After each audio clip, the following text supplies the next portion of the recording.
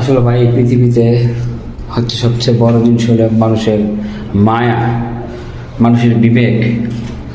আমরা মাঝে মাঝে পশু পাখির কাছে বিবেক হার মেনে ফেলি, বিবেককে হার মানিয়ে ফেলি। দেখেন একটা মাছ একটা কুকুরকে কিভাবে বিশাল বড় সাগরটা পার করে দিয়ে এলো। দেখেন আপনারা ভিডিওটা দেখে কে কি বুঝলেন প্লিজ কমেন্ট করে জানান, আর লাইক দিন, শেয়ার দিন প্লিজ।